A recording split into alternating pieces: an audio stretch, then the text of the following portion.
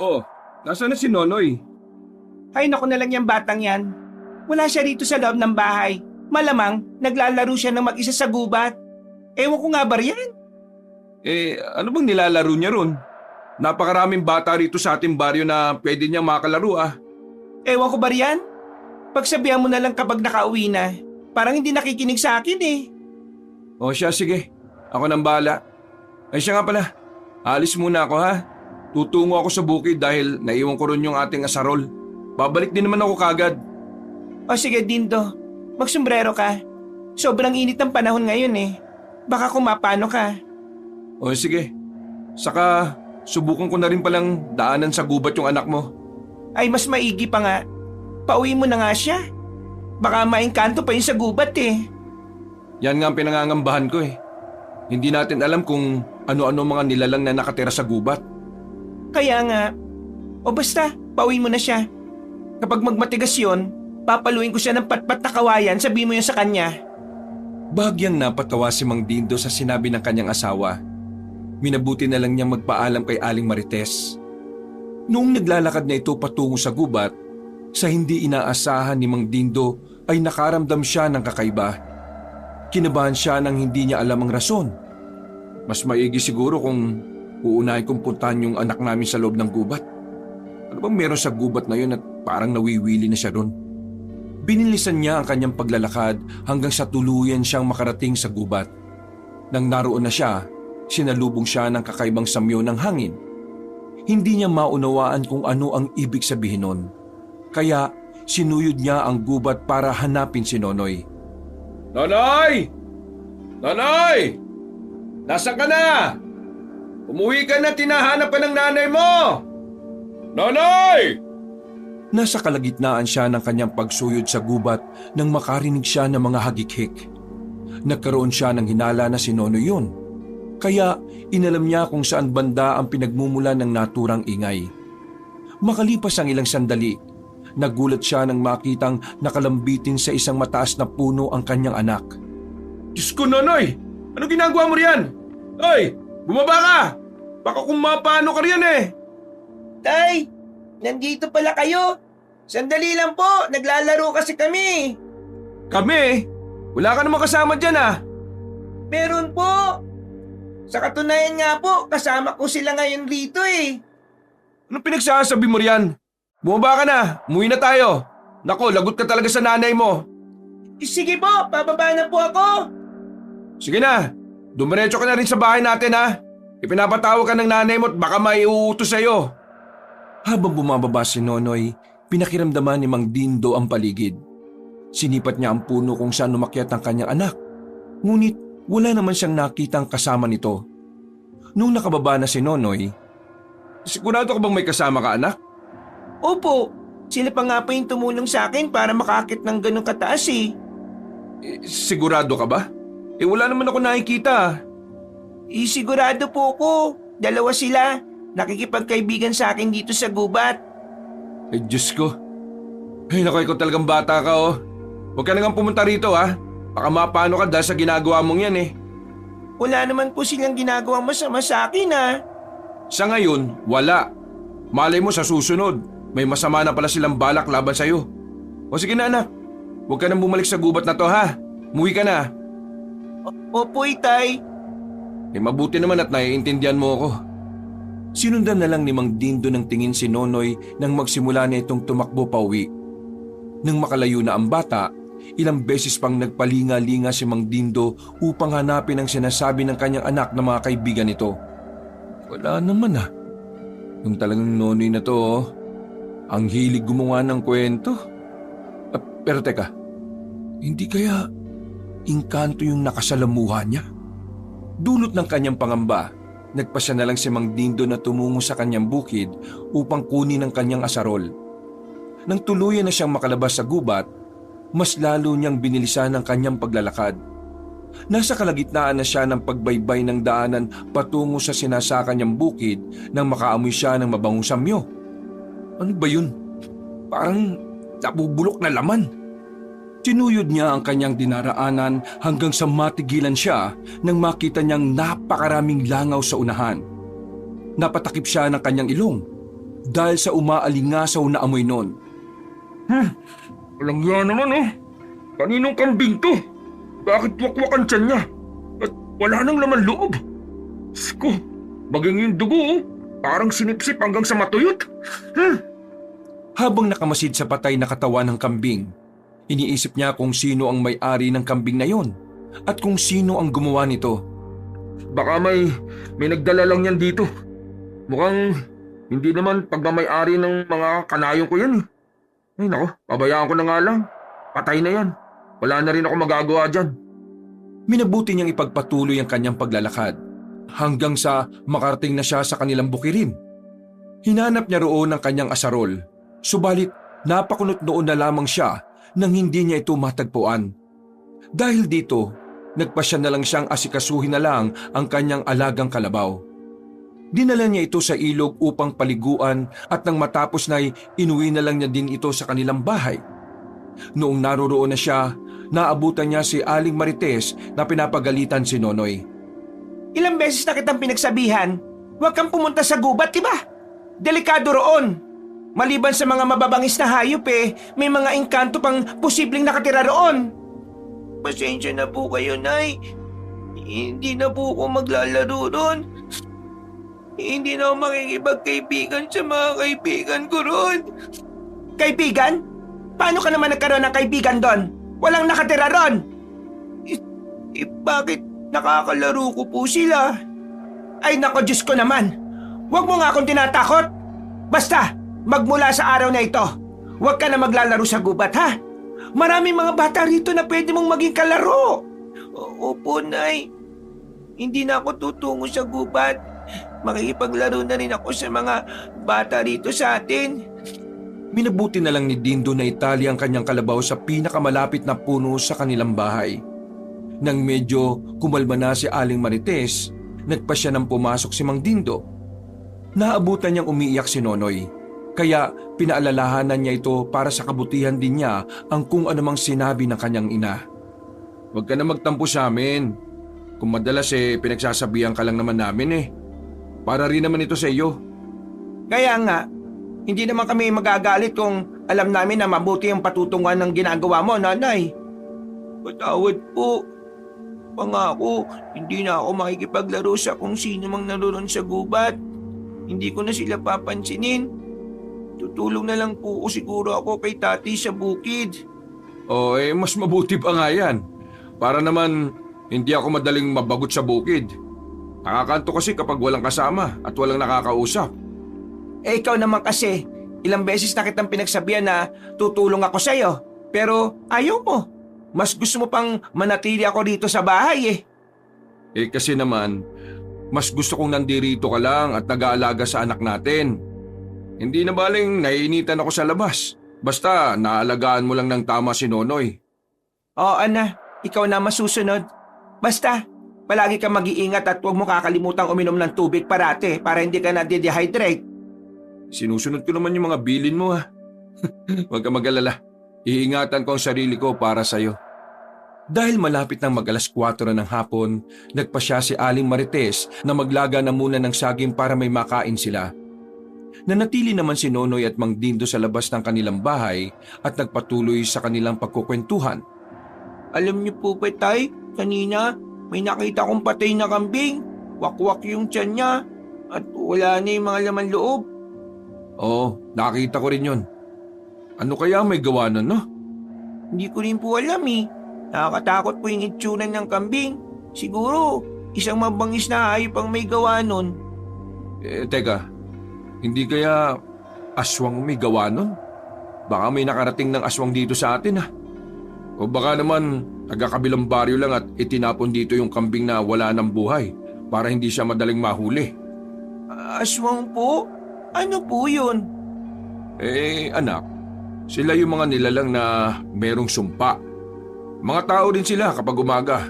Subalit kapag gabi, hindi nila napipigilan yung gutom nila at uhaw. Ayun, nagiging halimaw sila. Kung ganun, baka yun nga po yung pumatay sa kambing na yun. Teka po, hindi po ba delikado sa tao yun? Delikado. Mapanganib ang mga nilalang na yun. Lalo na kapag sa babaeng buntis. Hindi nila nagagawang kontrolin yung kanilang sarili. Naku, nakakatakot naman po pala. Sana naman hindi natin siya makasagupa. Sana nga, Nonoy. Ang mahirap pa ron, baka nakakasalumuhan na pala natin dito sa baryo yung aswang. Kaya ikaw ha, huwag kang basta-basta sumasama sa kahit na kanino lang. Mahirap na. Opo, Tay. Tutuon ko na lang po yung pansin ko sa pagtulong sa inyo sa bukid. Mas maigi pa nga. Para naman, habang bata ka pa, alam mo na kung ano yung mga dapat gawin sa taniman natin. Sige po, Tay. Nagpasya na rin pumasok sa kanilang bahay si Nonoy. Samantala, naiwan si Mang Dindo sa labas ng kanilang bahay. Hindi niya maiwasan ang kutuban ng hindi maganda. Lalo pa at malakas ang hinala niya na may aswang na umaaligid sa kanilang baryo. Baka dumating pa yung araw na baka mismong yung kalabaw ko na yung nakawin at matatagpuan ko na lang na wala na itong buhay. Napabuntong hininga na lang siya habang nakatitig sa malayo. Naibaling na lang niya ang kanyang pansin sa tapat ng pintuan na makarinig siya ng mga yabag na papalapit. Luto na nilaga akong saging. Eto. Sandali at kukuha lang ako ng ginamos para may sausawan tayo. Akin na, Marites. Tawagin mo na rin si Nonoy. Pumasok kasi siya sa loob ng bahay Baka nagbihis ng damit niya. Okay, sige. Sandali lang at tatawagin ko siya. Pumasok sa kanilang bahay si Marites para kumuha ng bagoong. Pagkalabas niya, kasama na niya si Nonoy na nakabihis na ng damit. Noon din, pinagsaluhan nila ang nilagang saging. Nasa kalagitnaan na sila ng kanilang pagkain nang may matanong silang isang lalaking naglalakad.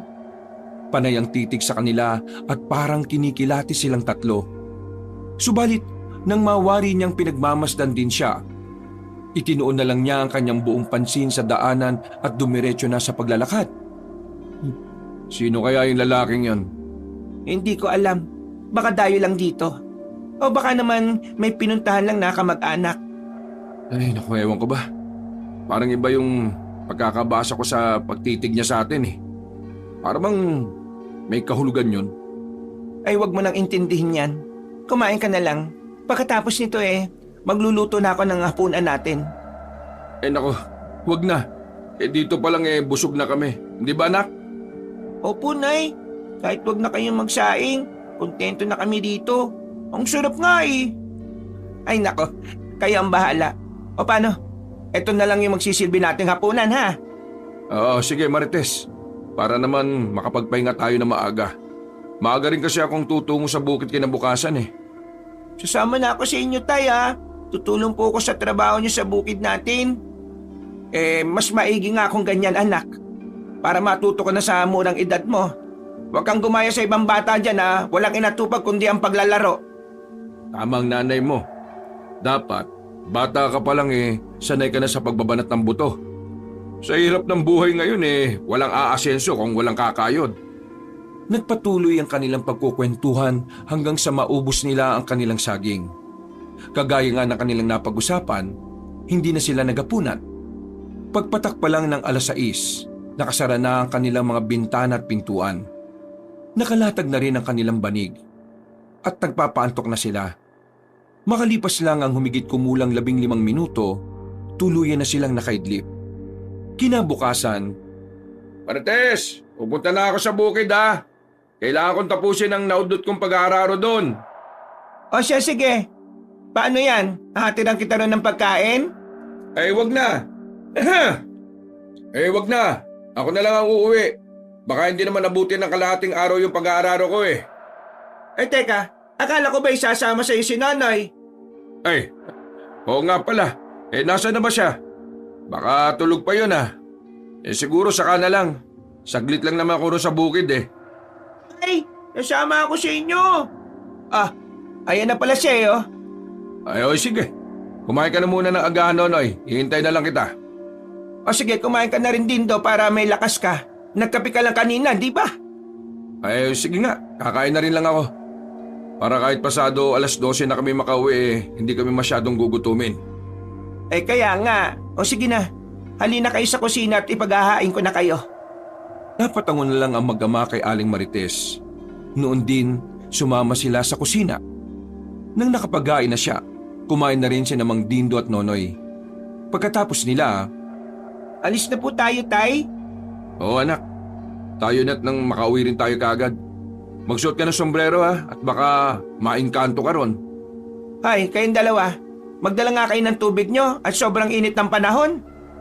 Opo, sandali lang at kukuha ko ng galon na paglalagyan ng inumin natin na tubig. Nang makalis si Nonoy, sinabi ni Mang Dindo ang patungkol sa nawawala nilang asarol.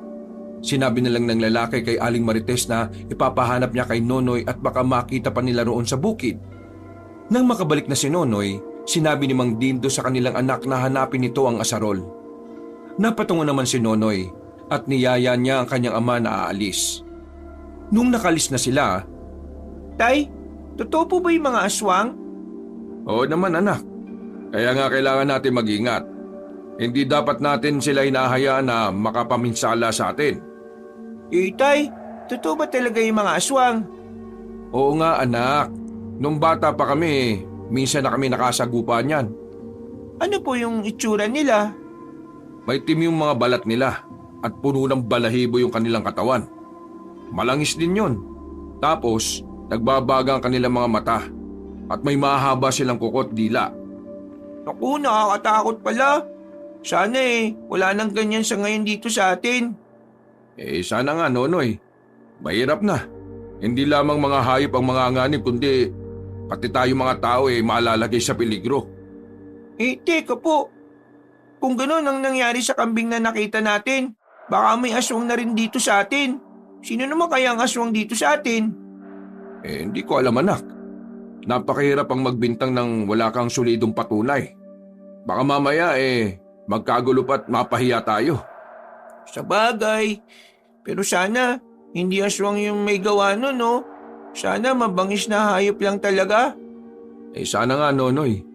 Siya nga pala, kapag nakarating na tayo sa bukid, pwede bang hanapin mo yung nawawala nating asarol? Sige po, Tay. Yan kaagad ng gagawin ko. Dahil sa kanilang pagkukwentuhan, hindi na nila namalaya na nakarating na sila sa bukid. Nagpahinga lang sila ng ilang minuto at pagkatapos, nagpasya na silang magsimula sa kanilang trabaho. "Anak, subukan mo munang hanapin yung asarol natin. Baka narito lang sa paligid at nakakalimutan ko lang kung saan ko nailagay." Sige po, Tay. Hanapin ko po yun. Basta kapag hindi mo nahanap, bumalik ka na lang kaagad dito ha. At magbunot ka na lang muna ng mga damo sa gilid ng mga pilapil. Gabal ang mga yan sa paglaki ng mga pananim natin Opo, Tay. Sige po, hanapin ko muna yung asarol. Umalis si Nonoy para hagilapin kung saan naiwan ng kanilang ama ang asarol. Sinuyod niya ang kanilang bukirin mula sa kanilang kubo patungo sa pinakadulong bahagi nito. Noong naroroon na siya sa dulo ng kanilang bukid, iginala niya ang kanyang paningin. Nagkaroon siya ng kutob na naroroon ng kaniyang hinahanap. Saan kaya yung asarol na yun? Ay, teka. Subukan ko nga sa banda ron. Biglang natigilan si Nonoy sa kanyang paglalakad. May nakita kasi siyang isang lalaki na gumagawa ng bakod malapit sa kanilang sinasakang bukid. Ha? Sino kaya yung lalaking yun? Teka, mukhang asarol namin yung malapit sa kanya. Tanungin ko nga siya tungkol dun.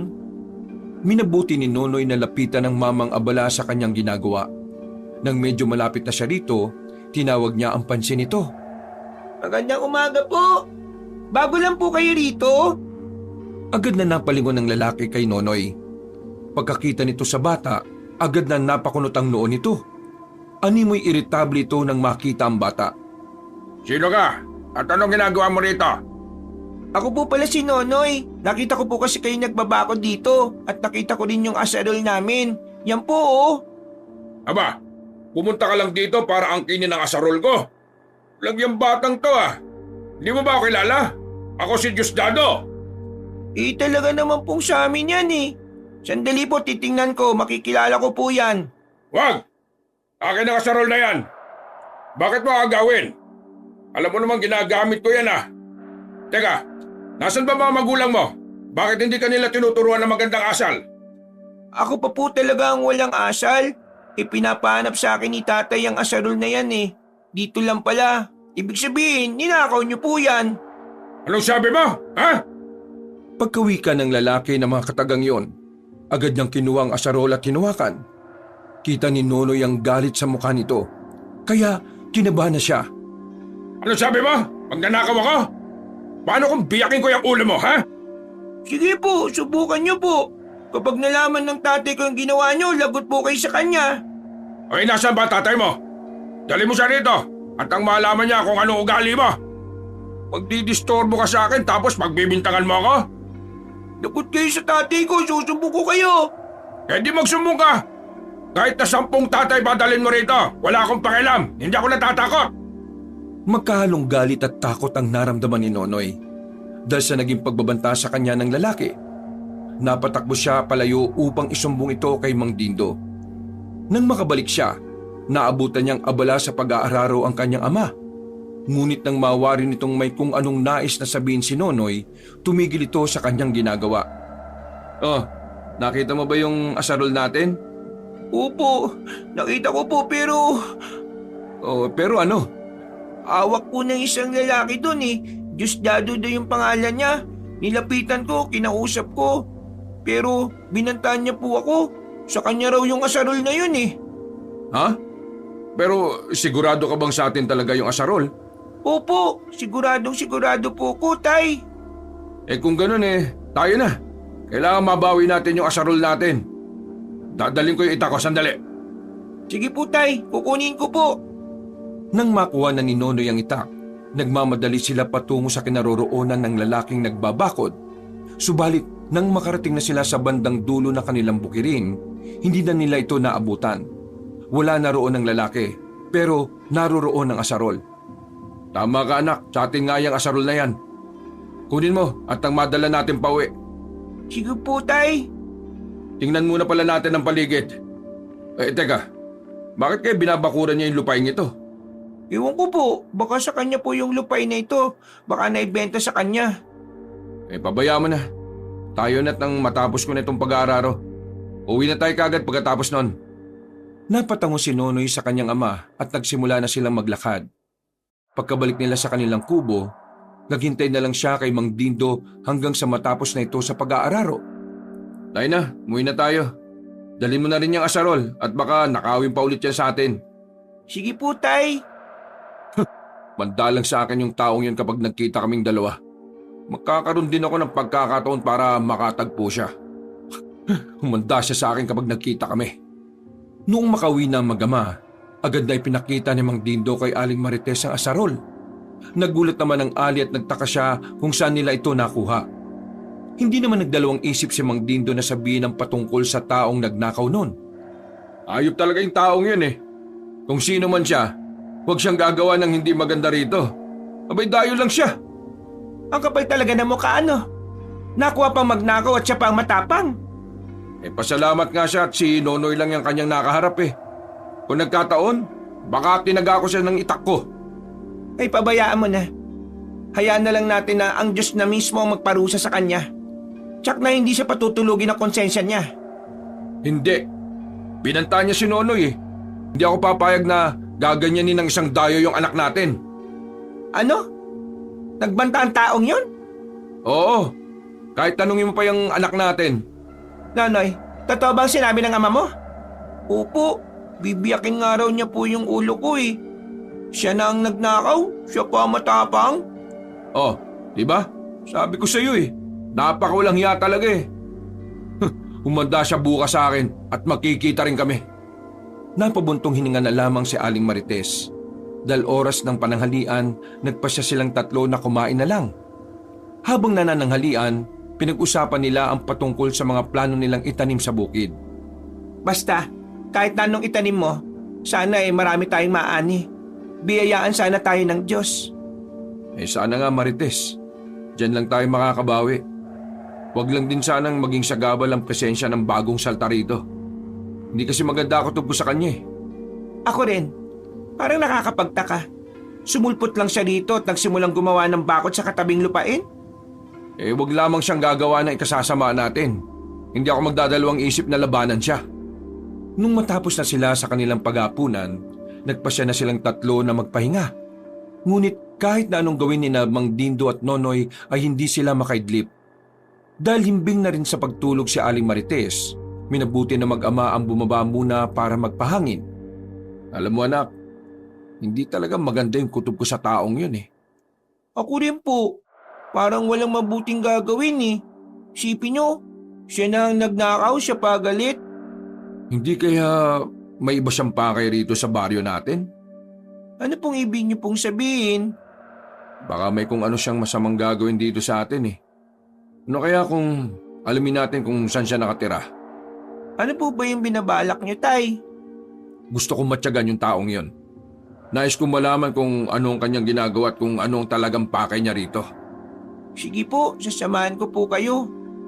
Kung ganon, subukan natin alamin kung saan ang bahay niya. Kunin mo yung itak ko. Sige po, sandali lang po, kukunin ko. Nagmamadaling umalis si Nonoy. Pagbalik niya, may dala na siyang 2 itak. Isinara na rin niya ng mabuti ang pintuan ng kanilang bahay. Dahil isang gabi na lang ay kabilugan na ng buwan. Hindi na sila nagdala pa ng sulo. Kailangan mag-ingat tayo. Hindi natin alam kung ano ang ating madadatnan doon. Kaya nga po, natatakot nga po ako pero dahil kasama ko kayo, alam kong walang mangyayari sa atin. Huwag ka mag-alala. Hindi rin tayo magtatagal doon. Hindi kita pababayaan. Wala kang dapat na ikatakot. Opo, Tay, salamat po. Nagsimula silang maglakad patungo sa dulong bahagi ng kanilang bukirin. Nang naroroon na sila, sinuyod nila ang buong paligid. Ilang sandali pa, may naaninag siyang isang kubo roon na merong malamlam na gasera. Alam nilang bago lang yon, kaya lumapit sila roon. Huwag kang masyadong gagawa ng ingay ha. Baka mahalata tayo. Yan po yung bahay ng lalaking yun, Tay? Siguro yan nga. Bagong tirik lang yan dito eh. Ewan ko nga ba kung sino yung nagbigay sa kanya ng paintulot para magtayo ng bahay rito at maglagay ng bakod. Dumiretso sila sa kanilang paglalakad hanggang sa makarating sila sa tapat ng isang kubo. Nang naroon na sila, nagmatsyag sila sa paligid. Sobrang tahimik at animoy walang tao sa loob. Mukhang walang tao sa loob ah. Hindi ko alam. Silipin na lang natin. Maghanap tayo ng siwang. Sige po, mas maigi po siguro kung papasok ako sa silong at doon ako sisilip. O sige Nonoy, pero mag-iingat ka anak ha. Opo. Naganap sila ng kani-kanilang pwesto para makasilip sa loob ng bahay. Subalit pareho silang nabigo nang mapagtanto nilang walang tao sa loob. Walang ano-ano, nakarinig siya ng mga kaluskos na papalapit sa naturang kubo. Dahil dito, pareho silang nataranta. Anak, umalis ka na riyan. Dali, may taong papalapit dito. Baka siya na yan. Sige po, sandali lang po itay. Ay, naku, nasipa ko yung kaldero. Ano ba? Huwag kang gumawa ng ingay. Dulot ng kanyang pagkataranta, nasagi ni Nonoy ang isang lumang kaldero sa silong. Nakagawa siya ng ingay, kaya mas lalo silang nabahala. Saktong pagkalabas niya sa silong, nakalapit din ng tuluyan ng isang bulto ng tao na may kung anong hinahatak. Halika, magtago muna tayo. Baka makita niya tayo rito. Sige po, doon po. Masukal yung baging yun, Tay. Tayo na. Nagmamadili sila sa pagtatago sa masukal na bahagi. Habang nakaupo roon at nakakubli, ilang beses silang napasilip para alamin kung ano ang naroroon. Ano kaya yung hinahatak ng taong yun? Hindi kaya aayop yun, Tay. Lapitan ko kaya para malaman po natin kung ano yun. Wag! Panigurado mahuhuli ka niyan. Mahirap na. Dumito na lang muna tayo at dito na rin tayo magmatsyag. Sige po, Tay. Nanatili sila sa ganoong sitwasyon hanggang sa pumasok na ang tao sa loob ng kanyang tirahan. Naghintay lang ilang sandali si Mang Dindo at Nonoy. Nang hindi pa rin nakalabas ang tao, mabilis silang lumapit doon para alamin kung ano ang dinala ng dayo roon. Pagkalapit nila sa hinatak nito, Tay, ano po ito? kalahating katawan ng kambing yan ha. Sinasabi ko na nga ba, hindi maganda yung kutob ko sa kanya eh. Paniguradong, ha? May pababa ng bahay, Tay. Magtago po muna tayo. Dali, kailangan hindi tayo makita rito. Nagmadali silang magtago sa madilim na bahagi habang nakamasid pa rin sa hayop na dinala ng lalaki roon. Ilang sandali pa, parehong namulagat ang mga mata ng mag-ama nang makita nilang bumabayon. At nang mapagmasdan nila ng maigi, nagbabaga ang mga mata nito. Saan naman kaya nagmulang lupalop yung Diyosdado na yan? Isa nga siyang aswang. Baka delikado tayo dito, Tay. Umalis na tayo dito. Akmang aalis na sana silang dalawa nang makita nilang nakamasid sa kanilang pinagtataguan ng lalaki. Sumisinghot ba ito sa ere at tila may inaamoy siya? Sino nandyan? Magpakita ka! Anong ginagawa mo rito? Naamoy kita! Pilit na nagtago ang mag-ama. Halos hindi na sila makahinga para lang hindi maramdaman ng lalaki ang kanilang presensya. Paano niya nalaman ang presensya natin dito? Teka, ano ba yung mabaho, Nonoy? Sorry po, Tay. Sa sobrang kaba ko po, natay na ako. Ay, kaya pala alam niyang may ibang tao rito eh. Kasi may amoy tae. Ikaw talaga oh. Sorry po, Tay. Di ko na talaga napigilan eh. Nasa ganong sitwasyon silang dalawa nang makita nilang tumalikod na ang lalaki. Hinatak nito ang kalahating katawan ng kambing papasok sa kanyang tirahan. May pagkakataon na tayo. Kailangan na natin makatakas. Takbo! Uwi na ba tayo sa bahay natin, Tay? Hindi. Sa ilog muna tayo dediretso. Ang baho mo eh. Maghugas ka muna ron. Hindi na nila inaksaya pa ang panahon. Tumakbo silang mag-ama patungo sa ilog. Hindi na nila nagawa pa makalingon dahil sa pagmamadali. Pagkarating sa ilog, naglinis ng kanyang katawan si Nonoy. Pagkatapos nito, nagpasya na silang dalawa na umuwi. Napagkasundo nila na ilihim ang nangyari. Pagka-uwi nila sa kanilang bahay, nagbihis lang si Nonoy at nagpasya na silang dalawa na matulog. Kinabukasan, Nonoy, dali mo sa bukid yung kalabaw natin ha. Kailangan makakain siya ng maraming damo para naman may lakas siya kinabukasan. Mag-aararo pa tayo sa bandang dulo ng bukirin natin. Sige po, Tay. Ngayon din mismo, dadalhin ko po yung kalabaw natin doon. O sige, mag-ingat ka ha. Kapag nakita mo rin si Diosdado, sabi mo kagad sa akin. Dapat siyang managot dahil sa kanyang mga ginawa sa'yo. Opo, Tay. Sige po, alis na po muna ako. Nagmamadaling bumaba si Nonoy sa kanilang bahay. Nang tuluyan na siyang nakalabas, pinuntahan niya ang kanyang kalabaw. Halos hindi siya makapaniwala nang mapagtanto niyang naroroon pa ang tali ng kanilang alaga. Ngunit wala na ito roon. Nilapitan niya ang puno at nakita niya ang iilang bahid ng dugo roon at maging sa lupa. Itay! Nay! Yung kalabaw po natin, nawawala! Anong sabi mo? Sandali, bababa ko riyan! Nagmadaling bumaba si Mang Dindo. Sumunod na rin sa kanya si Aling Marites. Pareho silang nanlumo nang mawari nilang nawawala ang kanilang alaga. Hanapin po natin, baka nandito lang siya sa paligid. Sige, ikaw Nonoy, doon ka. Ikaw Marites, sa bandaron. Doon naman ako maghahanap. Nagkanya-kanya sila ng takbo para hanapin ang kalabaw nila. Subalit kahit sa ang bandaman sila maghagilap, hindi nila ito nakita. Nung makabalik na sila sa tapat ng punong pinagtalian, Tay, may nakita akong bahid ng dugo sa lupa at maging sa puno. hindi kaya... Halika Nonoy, samahan mo ako, may pupuntahan tayo. Ay, saan naman kayo pupunta? Saka na namin sasabihin. Dumito ka lang muna sa bahay at baka bumalik pa yung magnanakaw ngayong umaga. Nagmadaling umalis si Mang Dindo at Nonoy. Kahit pa hindi alam ng bata kung saan talaga sila pupunta, sumama na lang siya sa kanyang ama. Noong lumaon, nawari ni Nonoy kung saan sila patungo. Ano po yung gagawin natin sa bahay ni Mang Diosdado, Tay? Siya lang ang alam kong may kakayahang magnakaw ng kalabaw natin.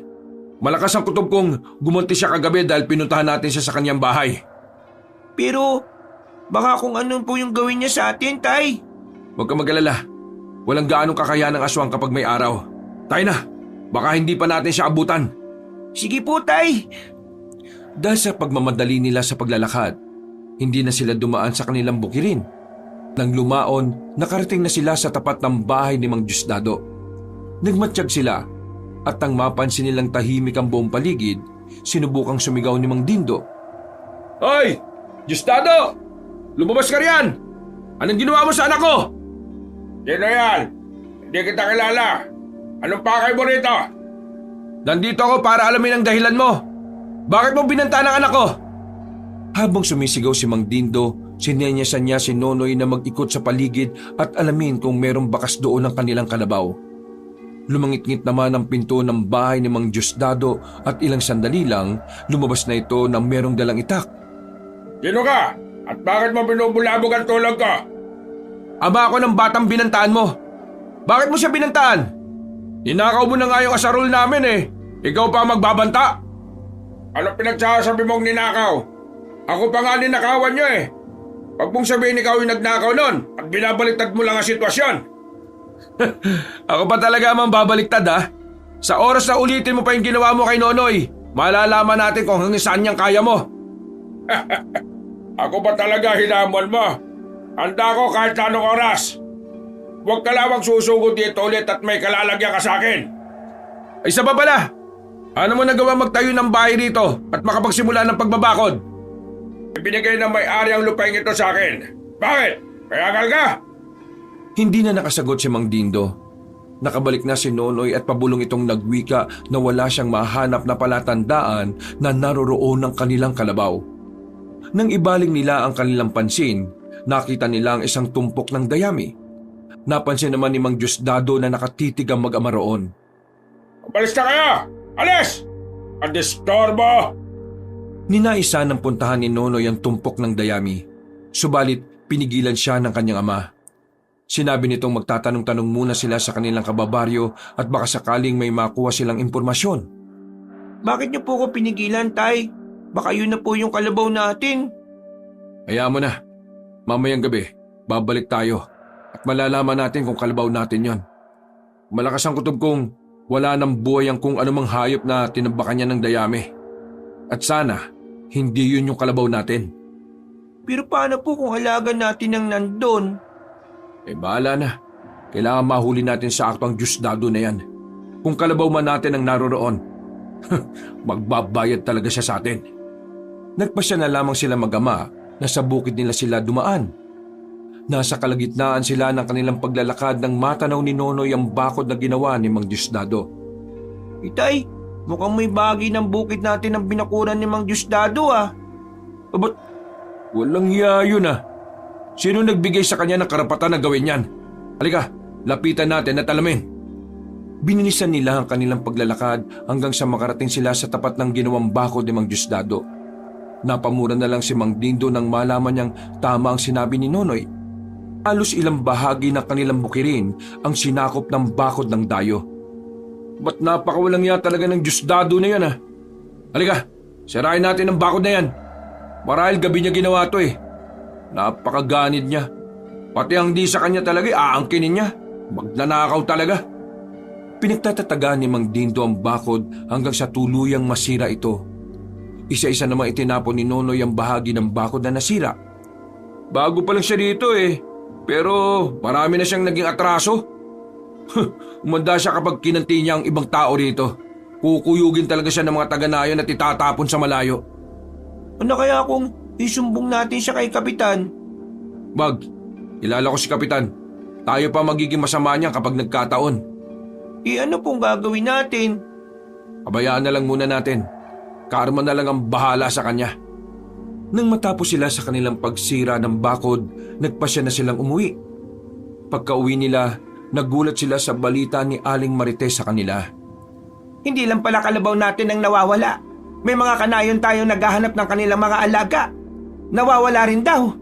Hindi kaya marami magnanakaw na pumupunta dito sa atin paggabi? Hindi ako naniniwala dyan. Isa lang ang hinala kong kumuha ng lahat ng yon. Hindi ko man alam kung anong tunay niyang pakay, pero malakas ang kutob ko na siya ang magnanakaw. Kung ganon, sino? Sino ang posibleng gumawa ng lahat ng ito? Ang dayo rito sa ating baryo, si Diosdado. Siya lang naman ang may potensyal na gawin yan eh. Paano mo naman nasabi yan? Bago pa lang ang tao rito ah. Hinuhusgahan mo na kagad? Marami na siyang ginawang hindi maganda. Una, ninakaw niya yung asarol natin. Pangalawa, binantaan niya si Nonoy. Ngayon nga nalaman namin binakuran niya yung ibang bahagi ng bukirin natin. Ha? Anong ibig mo sabihin? Kanina kasi, nung papunta kami ng bahay niya, sa kabila kami dumaan. Pero nung pauwi na, nagpasya kaming sa bukid na natin kami dumaan. At nakita naming umabot hanggang sa lupa natin yung bakod niya. Abay, napakawalang hiyaan naman niya. Ganun pa man wala tayong matibay na ebidensya. Baka tayo pa mabaliktad niyan kapag nagbintang tayo. Mamayang gabi, kabilugan na ng buwan. Aalamin ko kung ano talaga ang sikreto ng Diosdado na yan. Ano bang ibig mo sabihin ha? May hinala kasi akong aswang siya eh. May katibayan na ako, pero hindi pa yung sapat. Mamaya, malalaman ko kung ano yung totoo. Eh wag mo nang ituloy kung ano man ang binabalak mo din to. Mapapahama ka lang yan eh. Walang masamang mangyayari sa akin. Magmamatsyag lang naman ako sa paligid eh. Saka babalik din ako kagad dito sa bahay. Ay nako, ikaw nang bahala. Pero kinakailangan mo mag-ingat ha. Baka mahuli ka niyan at ano pang gawin sa'yo. Hindi. Hindi ako natatakot sa kanya. Handa ako makipagpatayan para lang mapangalagaan kung anumang akin. Binalak na niyang agawin ng bahagi ng ating lupain eh. Huwag lang magkataon na siya rin ang nagnakaw ng kalabaw natin na may ewan ko na lang talaga. Matapos sa kanilang pag-uusap, nagpaalam si Mang Diosdado sa kanyang asawa na hahasain na muna niya ang kanyang itak. Sinabihan na rin niya si Nonoy na dalhin ang iba pa nilang mga itak at nang meron siyang pagpilian.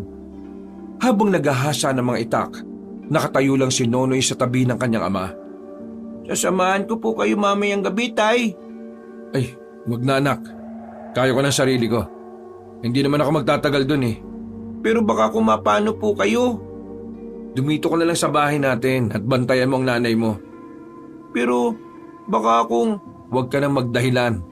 Basta, dito ka lang at samahan mo ang nanay mo. Napatango na lang si Dindo sa kanyang ama. Kahit na yun na ang sinabi ng kanyang tatay, hindi pa rin mawala sa kanyang sarili ang pagnanais na samahan nito. Pagkatapos sa kanilang ginawa, nagpasya silang hanapin ulit ang kanilang kalabaw.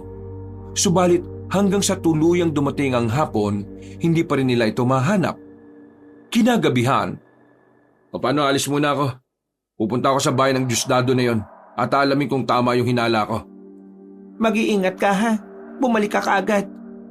Ikaw Nonoy, dito ka lang ha. Samahan mong nanay mo. Opo, Tay. Huwag ka nang sumama ron.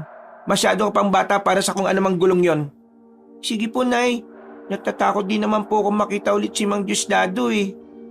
Pagkawika ni Mang Dindo, agad itong bumaba. Dala niya ang kanyang itak.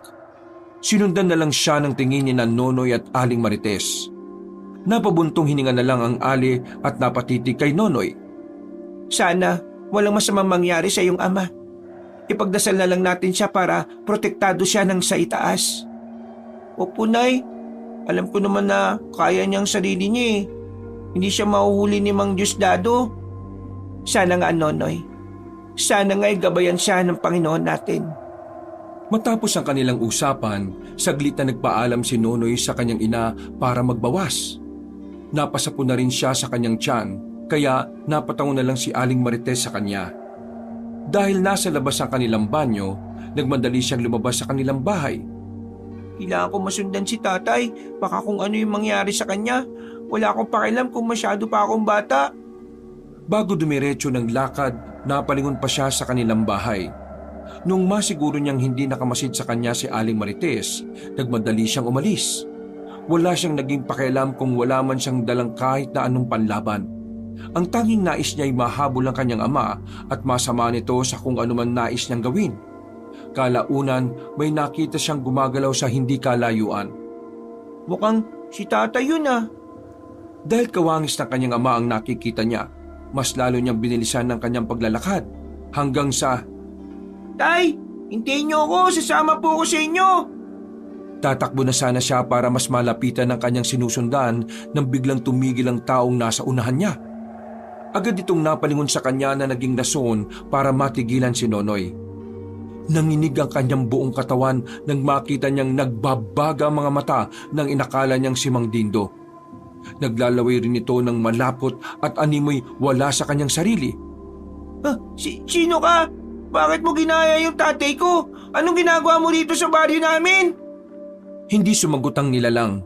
Napaangin lang yon saka napasinghot sa ere. Walang ano-ano, mabilis itong humakbang upang lapitan si Nonoy. Dahil sa matinding takot naman ng bata, napatras ito. Tatakbo sana siya, ngunit nanlambot ang kanyang tuhod. Hanggang sa napalumpasay na lang siya sa lupa. Pagkalapit sa kanya ng nilalang, napanganga ito at inakma siyang sasagpangin. Ay, tulungan mo ako!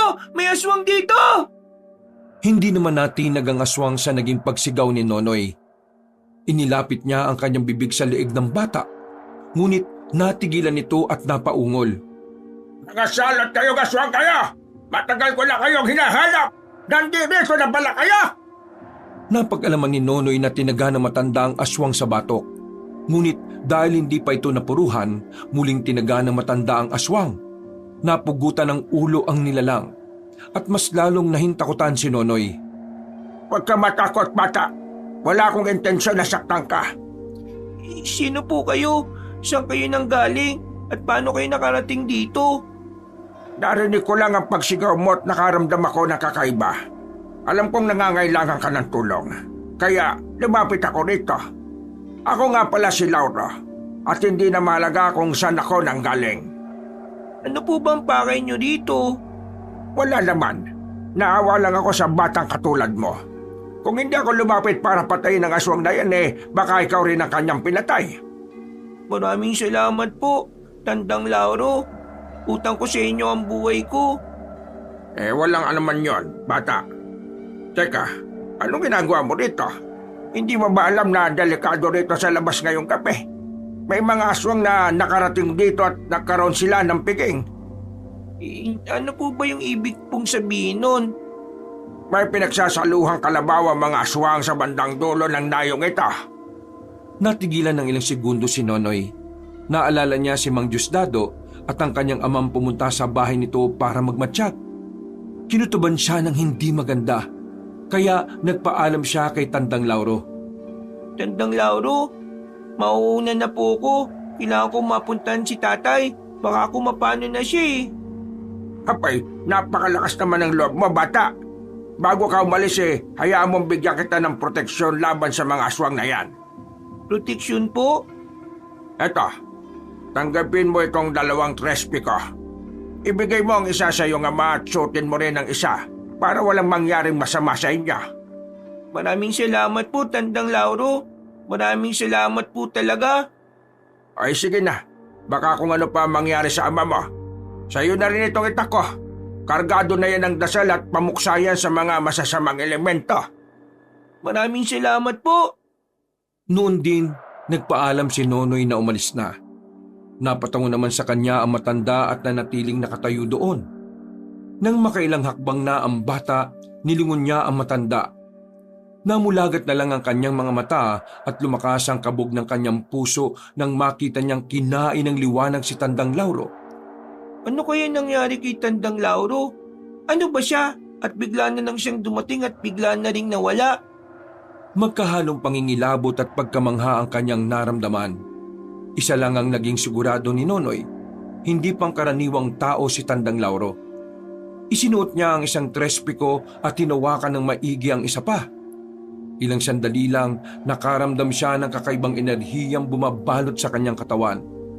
Pakiramdam niya'y naging ibang tao na siya, kaya nawala ang kanyang takot. Kailangan kong makita si tatay, baka kung napano na siya. Mabigay ko sana kagad sa kanya itong trespikong medalyon na bigay ni Tandang Lauro. Dahil maliwanag ang buwan, hindi nahirapan si Nonoy na baybayin ang daan patungo sa bahay ni Mang Diosdado.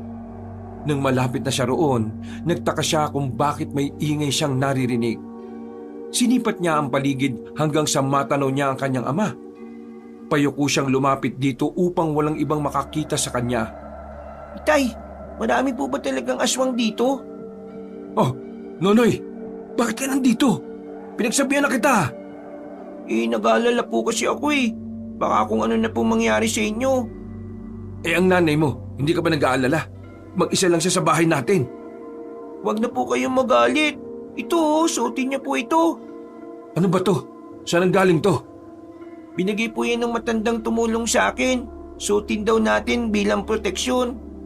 Sinong matanda? Bakit? Ano bang nangyari sa'yo? Magsasalita na sana si Nonoy nang bigla siyang matigilan. May narinig silang ingay sa labas ng bahay ni Mang Diosdado, kaya napasipat sila ng maigi roon. Nakita nilang may kung ano silang pinagsasaluhan, kaya naisipan nilang alamin kung ano yon. Teka po, ang tumpok ng dayaming nakita natin, nawala na. Nalinti ka na. Malamang, hayop talagang tinakpan yon. Tayo na, mas lapitan pa natin ang bahay ng Diosdado na yan. Ito po, oh, suotin niyo muna po ito nang may protection po kayo kahit na papano. Isinot naman ni Mang Dindo ang 3 pikong ibinigay sa kanya ni Nonoy. Inihanda na lang din nila ang kanilang itak at marahang pumwesto sa bahagi kung saan makikita nila ang mga naroroon. Nang tuluyan na silang nakalapit doon, nagulat sila nang mapagtanto nilang hindi mga normal na tao ang nasa piging na yon. Itay, parang yan po yung... Kalabaw natin! Kalabaw natin yung pinagsasaluhan nila! Walang iya! Ilang taon nating inilagaan tapos gaganyanin lang nila. Magbabayad sila! Ano pong gagawin natin, Tay? Baka po kapag kukumprontahin natin sila, malalagay tayo sa panganib. Hindi. Magmamatsyag lang muna tayo rito. Kabilugan ng buwan ngayon. Malalakas sa mga aswang na yan. Kailangan maghintay tayo ng panahon para makaganti. Matibay na ang ebidensya natin. Habang pinagmamasdan nila sina Diosdado, nanginginig sila sa galit. Dahil sa kanilang nasaksihan, mas napatunayan nilang aswang ang dayo at maging ang mga kasamahan nito. Nakakatakot ang mga mukha nila. Ganyan din yung itsura ng mga nilalang na sumugod sa akin kanina eh. Ano? Ang ibig mo sabihin? Wala nang nagawa si Nonoy kung hindi ang sabihin ng patungkol sa naging karanasan niya at kung paano siya tinulungan ng matanda. Napagtanto nilang dalawa na marahil papunta na rin sa bahay nila si Mang Diosdado. Sapat na sa akin ang nalaman natin kung anong totoo. Manghingi tayo ng tulong sa mga tao at ang maitaboy na sa baryong itong Diosdado na yan. Simula pa lang, sila palang rason kung bakit may mga hayop na nawawala sa baryo natin. Pero delikado po tayong lahat dito. Kung nagawa nila yan sa mga hayop, baka sa susunod, iisa-isay na niya ang mga tao dito. Sa ngayon, kahit pa na masakit sa akin na mawala ang alagang kalabaw natin, ipagpapasa Diyos ko na lang yon. Masakit nang mawalan ng alaga. Pero dihado tayo. Mas marami sila at hindi natin sila kakayanin. Muli nilang sinulyapan ng mga aswang na nagsasalo-salo. Binilang pa sila ni Nonoy at halos nasa 20 silang lahat. Sabik sila sa pagkain ng karne ng patay na kalabaw. At animoy wala sila sa kanilang katinuan. Tayo na! Sige po, Tay. Nagmamadali silang maglakad hanggang sa makalayo na sila sa bahay ng dayo. Napalingon pa silang pareho at nawari nilang hanggang sa mga oras na yon nagkakasiyahan ng mga yon. Paano po kung mamayang gabi, ang mga taga rito naman ang kanilang pagdiskitaan? Hindi naman siguro. Busog na mga yun malamang. Uuwi na rin sila kung saan lupalop sila nang galing. Kapag si Diosdado na lang ang may iwan dito, doon ko siya kukomprontahin dahil sa ginawa niya. Kayo po ang bahala, Tay. Tayo na po. Baka nag-aalala na po si nanay sa atin. Lagot ka sa kanya. Pinagsabihan naman kita na huwag ka nang lumabas eh. Mas nag-aalala po ko sa inyo eh. Susugod kayo ng mag-isa sa aswang. Wala kang dapat na ipag-alala, anak. Alam ko naman kung anong gagawin ko eh. Hindi naman ako basta-basta susugod sa kanila. Lalo na't marami sila. Magiging pagkain lang ako ng mga aswang na yon. Binilisan nila ang kanilang paglalakad hanggang sa makarating sila sa kanilang bahay. Naabutan nilang nakadungaw sa bintana si Aling Marites. Pagkakita niya kay Nonoy, namulagat ang kanyang mga mata. Sinasabi ko na nga pa eh. Pumasok ang mag-ama sa kanilang bahay. Nang naroon na sila, agad na nilapitan ni Aling Marites si Nonoy at sinimulang pagalitan. Pinigilan naman siya ni Mang Dindo at sinabi kung ano ang kanilang natuklasan. Bakit hindi mo siya kinumpronta, ha? Walang yang yon. Kung hindi mo siya magagawang kumprontahin, ako susugod doon. Wag na, Marites. Marami sila at baka kumapahama ka lang. Kahit na, hindi mo ba naisip kung gaano kalaking naitulong sa atin ang kalabaw na yon? Kung ilang taon natin pinaghirapan pakainin yon at alagaan. Ako susugod doon. Hindi ko mapapalampas ang ginawa nilang ito. Pagkatapos niyang magsalita, inagaw niya ang itak ni Mang Dindo. Mabilis na tumakbo si Aling Marites palabas sa kanilang bahay. Hindi na nito nagawa pang makalingon sa kanyang mag-ama at dire-diretso sila sa kanyang pagtakbo. Kailangan masundan natin ang nanay mo. Pipigilan natin siya kung ano man ang balak niya. Napakadelikado ng gagawin niya. Tayo na po, Tay, bilis! Kumuha pa ng isang itak si Mang Dindo. Si Nonoy naman, hawak pa rin niya ang itak na bigay sa kanya ng misteryosong matanda. Noon din, hinabol nila si Aling Marites. Pareho silang kinutuban ng hindi maganda dahil sa ginawa ng ali. Dulot ng suot niyang agimat, naging mabilis din ang pagtakbo ni Nonoy at hindi ito nakaramdam ng pagod. Kinakailangan natin mapigilan ng nanay mo. Baka kung mapano siya sa kamay ng mga aswang. Nasa kalagitnaan sila na kanilang pagtakbo nang marinig nila ang pagsigaw ni Aling Marites. Dahil dito, mas lalo nilang binilisan ang kanilang pagtakbo hanggang sa matanaw na nila si Aling Marites. Marites! Sinabihan naman kita! Delikado ang gagawin mo! Tulong, Tita! Tulungan mo ako! Anong nangyari? Hindi! Lubayan niyo asawa ko! Mga demonyo! Nakita na mag-ama kung paanong paligiran ng mga aswang si Aling Marites. Pareho silang nabahala. Kaya napatakbo na sila upang lapitan ang mga ito. Nang halos 2 dipan na lang ang layo nila sa kinatatayuan ni Aling Marites at ng mga nilalang, ay napagtanto nilang higit sa 5 aswang ang naroroon. Dindo, anong gagawin ko? Tulungan mo ako! Huwag ka mag-alala! Hindi kita pababayaan! Kayo mga aswang! Lubayan niyo siya! At akong halapin niyo! Kami ang kalabanin niyo, huwag si nanay! Noon din, dumampot ng bato si Nonoy at ibinato sa isa sa mga aswang. Naggalit ito kaya ibinaling niya ang kanyang pansin sa bata. Kapag hindi niyo lulubayan ng asawa ko, susuguri ko kayo at papatayin! Dahil sa sinabi ni Mang Dindo, humakbang ang 3 aswang upang lapitan siya. Ang 2 naman ay naiwan at napahawak sa magkabilang braso ng ali. Dito ka lang sa likuran ko. Huwag mo nang kalabanin ng 2 aswang na yan na may hawak sa nanay mo. Akong bahala sa kanila. Baka kung mapano ka pa kapag kinalaban mo mga yan. Pero baka po kung anong gawin nila kay nanay. Huwag kayong magkakamaling saktan ng asawa ko. Hindi ako titigil hanggat hindi ko kayo napapatay. Dahil sa kanyang sinabi, napaangil ang 2 aswang. Inikutan naman sila Nonoy ng 3 aswang at naganda ang mga ito sa pag-atake. Napahawak naman ang maigpit sa kanilang mga itakang mag-ama habang hinihintay kung ano ang susunod na gagawin ng mga aswang. Ganda mo sarili mo, Nonoy. Sige po, tay! Sa isang pagkisap ng mga mata nilang 2, sumugod sa kanila ang 3 aswang. Nag-init ang katawan ng mag-ama at alam nilang dahil yon sa suot nilang medalyon. Bunsod nito, hindi sila nakaramdam ng takot habang kaharap ang mga aswang. Nilabanan nila ang mga ito. At dahil sa taglay nilang bertud na nagmula sa Tres Pico, nagawa nilang ilagan ng mga pag-atake sa kanila. Sige, Nonoy! Huwag ka matakot sa kanila! Mga aswang lang sila! Samantalang tayo ay may tangan na Tres Pico! Hindi ako natatakot sa mga aswang na ito, tay! Natatakot po ko kung anong posibleng gawin ng 2 kay nanay! Tapusin na muna natin ang 3 ito. Saka natin problemahin ang 2. Dahil sa pangamba nila na baka may gawin ng 2 kay Aling Marites, binilisan nila ang pakikipaglaban sa mga aswang. Noong lumaon, naagawa nilang pabagsakin ang 3. Dahil lahat sila ay nasugatan din sa itak na mula kay Tandang Lauro, hindi sila nakagalaw at unti-unting nalusaw ang kanilang katawan. Anong nangyari sa mga yan? Hindi ko alam pero nasugatan ko sila gamit ng itak na to na bigay ng misteryosong matanda sa akin. Kung ganon, magagamit natin yan para lipunin si na Diosdado. Kayo mga aswang, kapag hindi nyo pinakawalan si Marites, itutulad namin kayo sa mga kasama nyo. Napangisi ang 2 aswang. Binitiwan nila si Aling Marites at palundag na umatake sa mag-ama. Puntahan mo na lang ang nanay mo at iligtas. Ako nang bahala sa 2 ito. Sige po! Itong itak ko gamitin niyo po nang matalo niyo po kaagad ang mga aswang na yan. Nagpalitan ng itak si Mang Dindo at Nonoy. Nang makita naman ng bata na susuguri na sana siya ng isang aswang, umilag siya at agad na tumakbo patungo sa kanyang ina. Nay, huwag na po kayo matakot. Patawad anak, sana nakinig na lang ako sa inyo. Huwag niyo na pong isipin yon, ang malagay ligtas kayo. Habang nakaantabay sa paligid, pinanood nila si Mang Dindo habang nilalabanan ng 2 aswang. Idinalangin na lang ni Aling Marites na magawang matalo ng kanyang asawa ang 2 aswang. Sana naman walang mangyari sa tatay mo.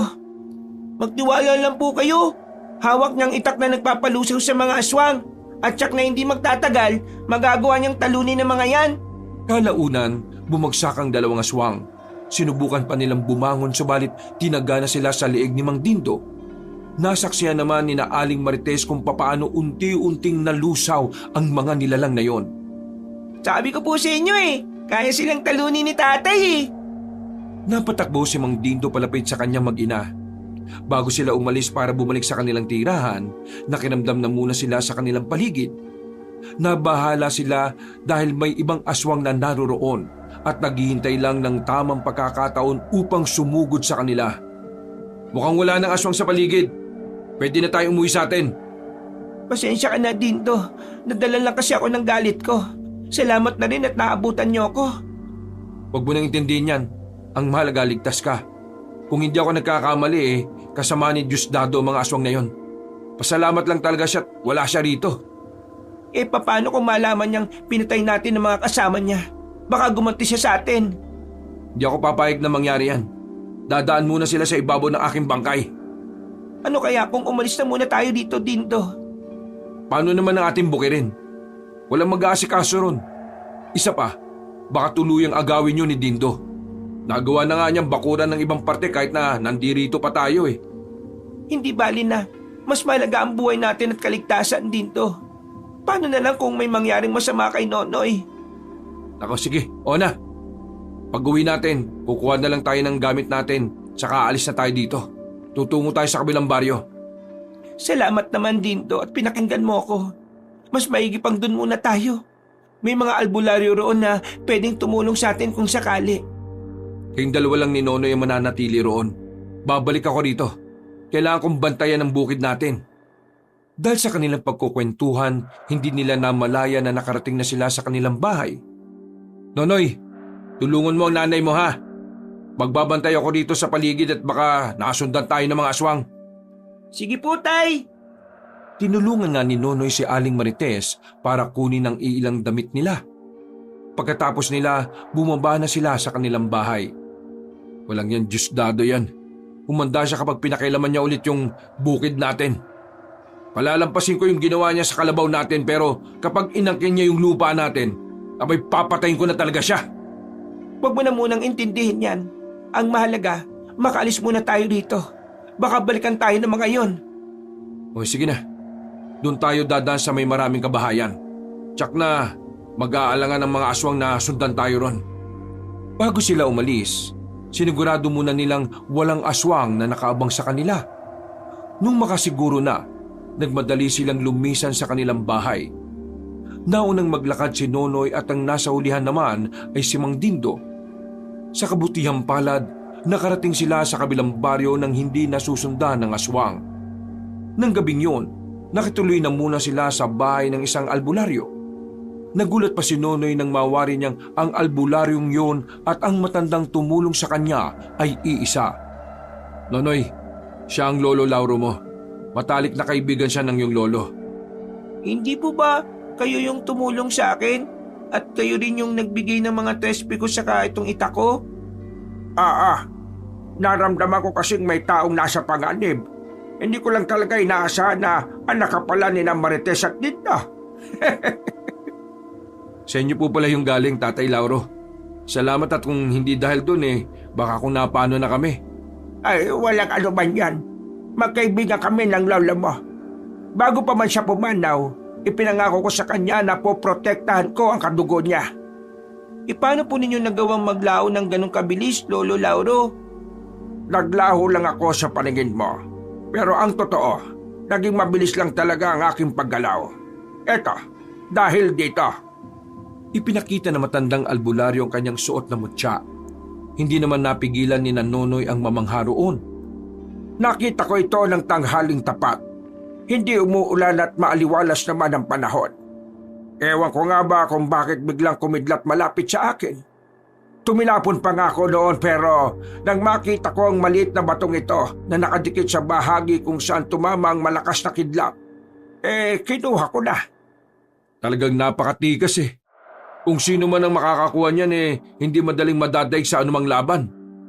Kaya nga, pero ngayong nagkita ulit tayo, Nanay, ipagkakaloob ko sa iyo ito.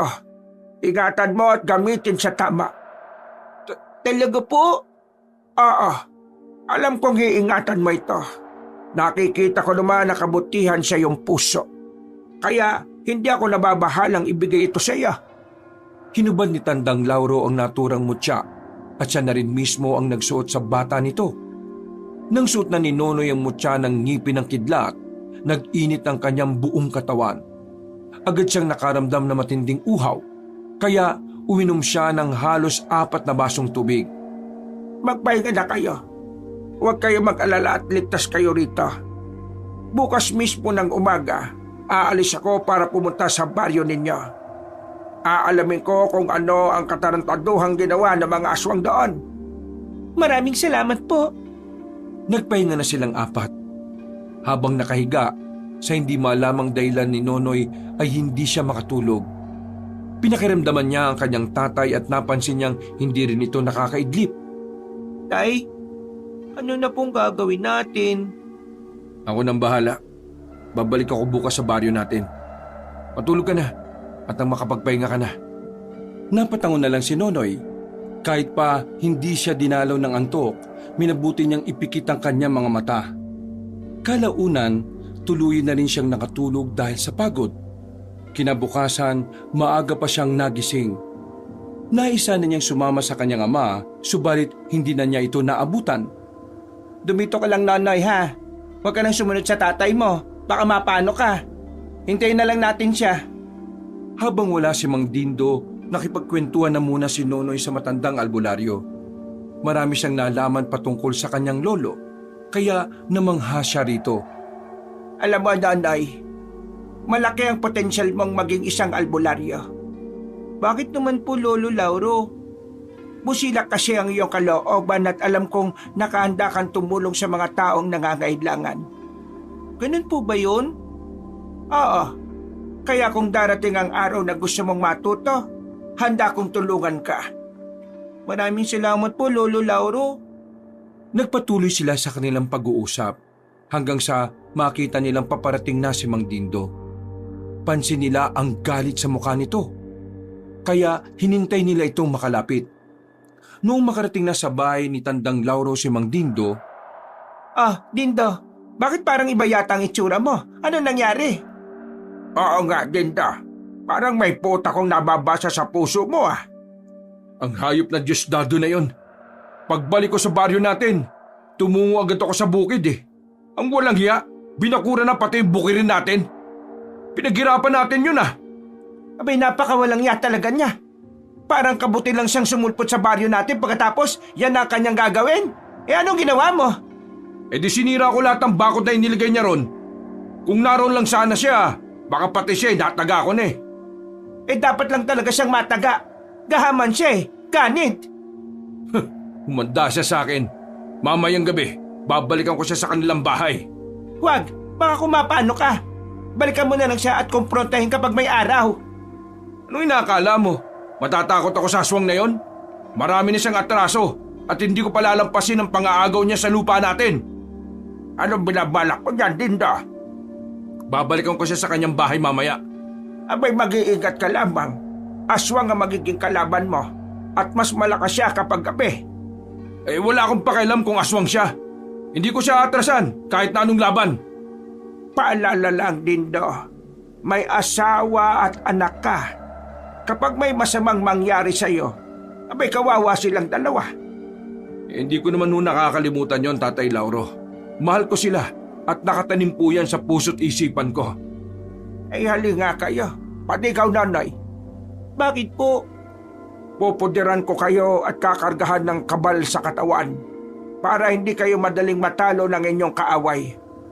Maraming salamat po, Tatay Lauro. Kagaya ng sinabi ni Tandang Lauro, kinargahan niya ng dasala mag-ama. Agad namang nag-init ang katawan ni Nonoy at Mang Dindo pagkatapos silang kargahan ng orasyon ng matandang albularyo. Ayan, tapos ko na kayong poderan at kargahan ng pangkabal. Huwag lamang kayong kakain ng karne ng baboy at hihina kung anumang ikinarga ko sa inyo. Maraming salamat po, Tatay Lauro. Malaking tulong ito sa amin. Lalo pa ngayon, may problema kaming kinakaharap. Walang anuman. Mag-ingat ka lamang sa pakikipaglaban sa kanya o sa kanila. Nagturo pa si Tandang Lauro ng mga posibleng paraan para matalo ang aswang. Tinandaan naman ni Mang Dindo ang mga sinabi ng matanda at muling nagpasalamat dito. Dahil malapit ng mag-alas 12, nagpasya na silang kumain ng pananghalian. Pagkatapos nito, nagpahinga na muna si Mang Dindo. Si Nonoy naman ay nagpatuloy sa pakikipagkwentuhan sa matandang albularyo. At si Aling Marites ay inabala ang sarili sa paglilinis sa labas ng bahay ni Tandang Lauro. Kinagabihan, nung tahimik na ang paligid, nagpasya si Mang Dindo na bumangon. Aalis na po ba kayo, Tay? Sama po ako. Wag na, dumito ka lang at baka kung mapano ka pa. Sige na po, makakatulong din naman po ako sa inyo eh. Hindi po ba may binigay rin sa akin si Lolo Lauro? Ano naman ngayon? Magagamit ko po yung para labanan ng mga aswang. Pero kailangan mo rin samahan ng nanay mo rito. Nandito naman po si Lolo Lauro ah. Kaya niya maprotektahan si nanay. Huwag kang nga matigas ang ulo. Sundin mo na lang ako. Hindi ka sasama sa akin. Tapos ang kwento. Natahimik na lamang si Nonoy sa sinabi ng kanyang ama. Alam niyang galit na ito kaya hindi na siya nangulit pa. Pinanood na lamang niya ang kanyang ama habang naghahanda ito sa pag-alis. Oh, alis na ako. Dumito ka lang ha. Bantayin mo ang nanay mo. Opo, Tay. Nang tuluyan ng makalis si Mang Dindo, napatayo si Nonoy saka napadungaw sa bintana. Maliwanag ang paligid ng gabing yon. Kaya nakita niya ang kanyang ama at nung medyo nakalayo na ito, nagpasya siyang habulin ito. Kinuha niya ang kanyang itak na ibinigay ni Tandang Lauro. Napahaplos na rin siya sa suot niyang trespiko sa kamutya ng ngipin ng kidlat. Huwag sana niyo akong pababayaan. Malaki ang tiwala ko sa inyo. Napalingon si Nonoy sa kanyang ina. Nung makita niyang himbing na ito sa pagtulog, nagpasya na siyang bumaba sa bahay ng albularyo. Naisip niyang gayahin ang ginawa ni Tandang Lauro para magawa niyang abutan ng kanyang ama. Napalik siya sa mutya ng kidlat at tiniling dito na magkaroon siya ng kakaibang liksi para maabutan niya ang kanyang ama. Matapos yun, napatakbo si Nonoy at ilang sandali lang nasa likuran na siya ng kanyang ama. Tahimik niyang sinundan ito hanggang sa matanaw na niya ang bahay ni Mang Diosdado. Mukhang marami pa rin pong naririyan ah. Tsak na mahirapan tayo. Oh, Nonoy, hindi ba't pinagsabihan na kita? Bakit ka sumunod dito? Pasensya na po, Tay. Gusto ko lang naman pong tumulong sa inyo eh. Kagaya nyo, gusto ko rin pong magiganti dahil sa kalalapastangan ng ginawa ni Mang Diosdado. Pero masyado ka pang bata, Nonoy. Huwag po kayong mag-alala, Tay. Mag-iingat po ko. Gusto ko lang naman pong tumulong sa inyo eh. Hindi naman po ako natatakot sa kanila, Tay. Oo na. Basta, huwag kang alis sa tabi ko ha. Magdoble ingat ka ha. Opo, Tay. Sa tabi lang po ninyo ako. Nagpatuloy sila sa kanilang paglalakad hanggang sa ilang metro na lang ang layo nila sa bahay ni Mang Diosdado.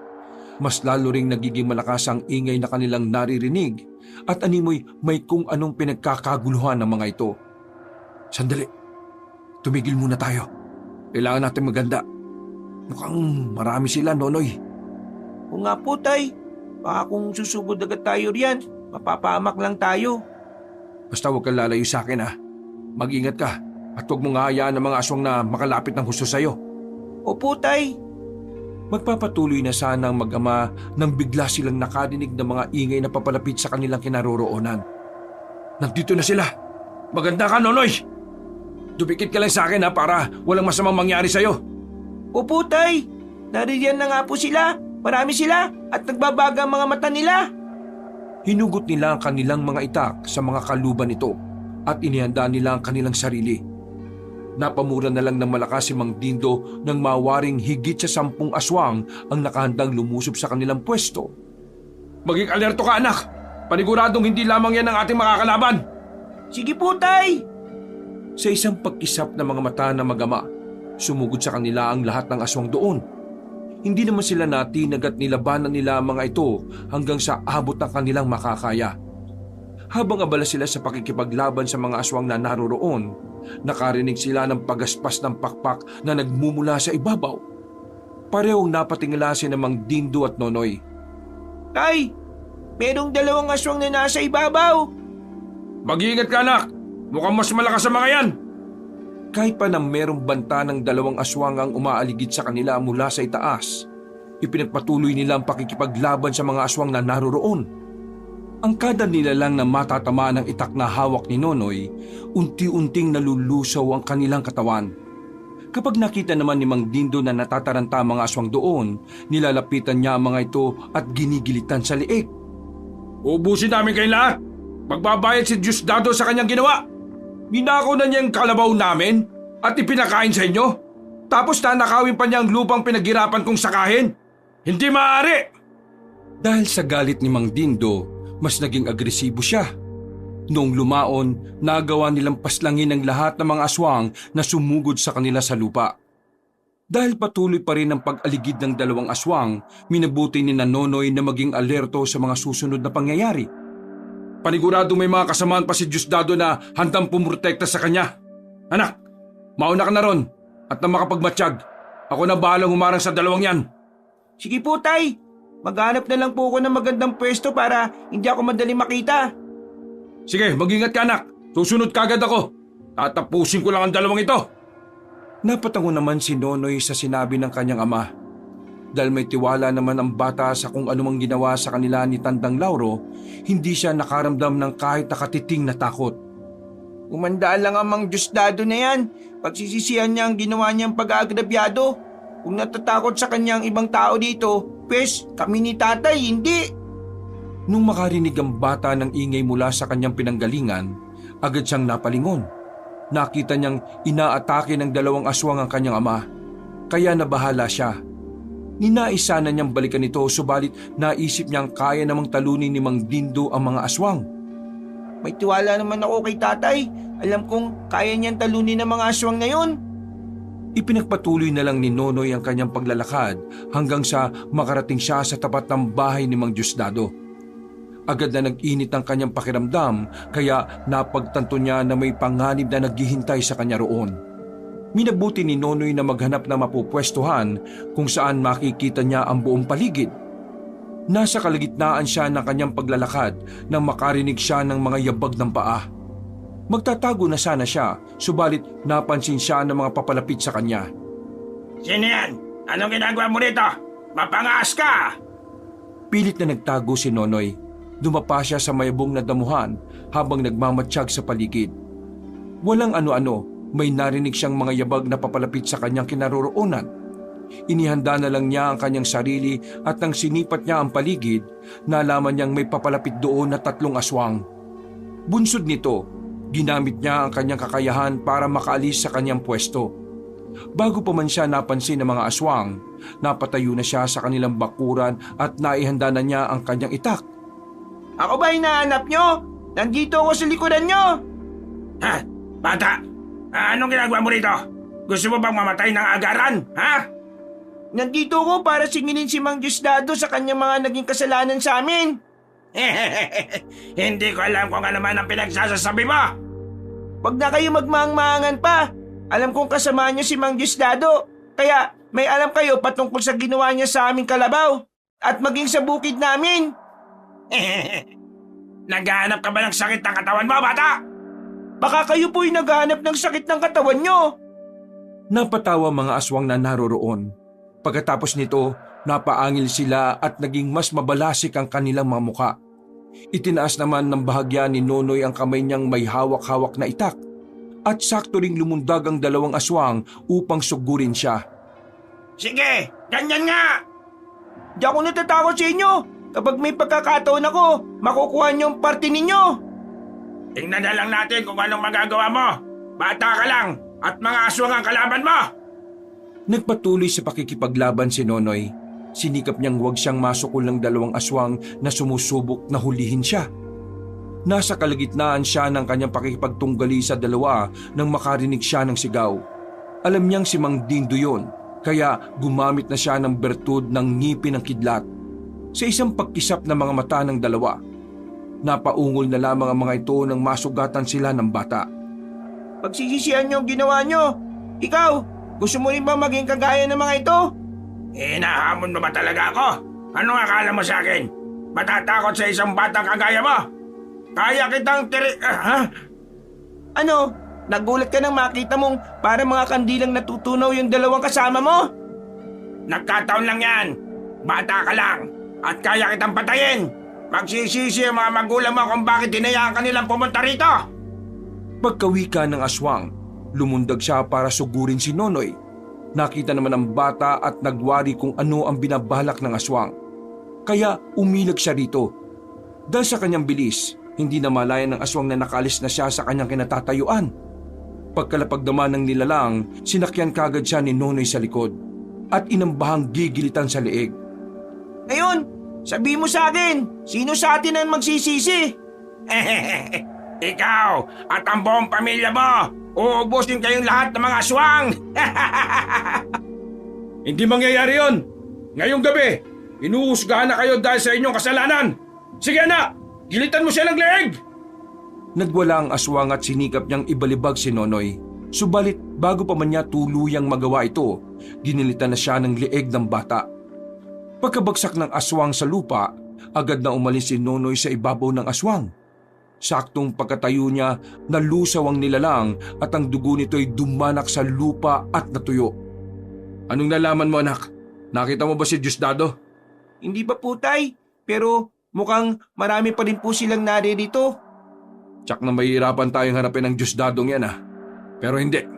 Kailangan bago matapos ang gabing ito, magagawa na niyang pagbayaran ng kanya mga ginawa sa atin. Ano pong gagawin natin, Tay? Kailangan maubos natin ang mga kasama niyang aswang. Kapag marami sila, mahihirapan tayo. Uunti-untiin natin sila. Kinakailangan lang natin mag-ingat, Tay. Baka po nakapaganda sila sa pagdating natin. Maingat silang lumapit sa bakuran ni Mang Diosdado. Nung nasa tapat na sila nito, nagmatsyag na muna sila sa paligid.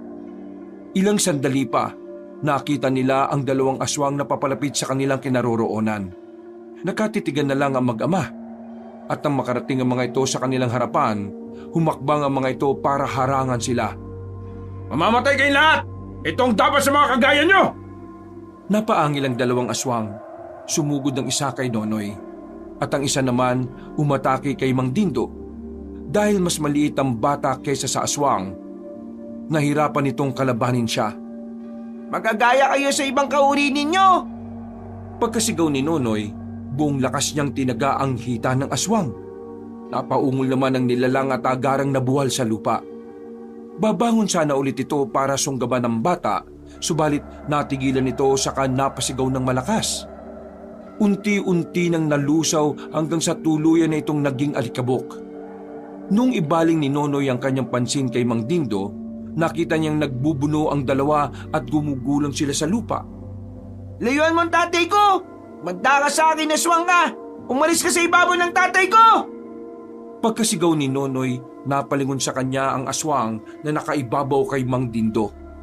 Bago pa man ito makagawa ng kung anumang aksyon, nagawa na siyang lapitan ni Nonoy.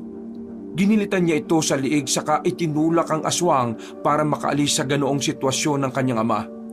Saktong pagkatayo ni Mang Dindo, At nandito pala kayong mag-ama! Anong pakay ninyo? Huwag ka na magtanong! Alam mo kung ano ang ipinunta namin dito. Nandito kami para pagbayarin ka sa iyong ginawa! Anong pinagsasasabi mo riyan, ha? Huwag ka na magkaila, aswang ka! Ninakaw niyo ang kalabaw ko at pinagsaluang kainin ng kanyang karne. Walang puwang ang aswang dito sa baryo namin. Isa pa pala, sinubukan mong agawin at bakuran ng aming bukirin. Anong karapatan mo para gawin yon? Hindi ko inaagaw ang bukirin mo. Ayon sa may-ari, bahagi yan ng kanyang lupain. At aswang ako. Bakit? May magagawa ka ba para palisin ako rito? Oo, at ngayong gabi, mamili ka. Aalis ka rito sa aming baryo o dadanak dito ang dugo mo? Aba, matapang ka. Sino yung pinagmamalaki mo? Yang anak mong halos hindi pa makabasag ng pinggan? Diyan ka nagkakamali. Mga kasama, halika kayo rito. Ipakita nyo sa mag-ama kung sino ang kanilang kinakanti. pagkasabi ni Mang Diosdado, lumapit sa kanila ang mga aswang. Higit na mas marami yung kaysa sa naunang grupong nakalaban nilang dalawa. Nung makita ito ni Nonoy, mas dumikit siya sa kanyang tatay. Tay, ano pong gagawin natin?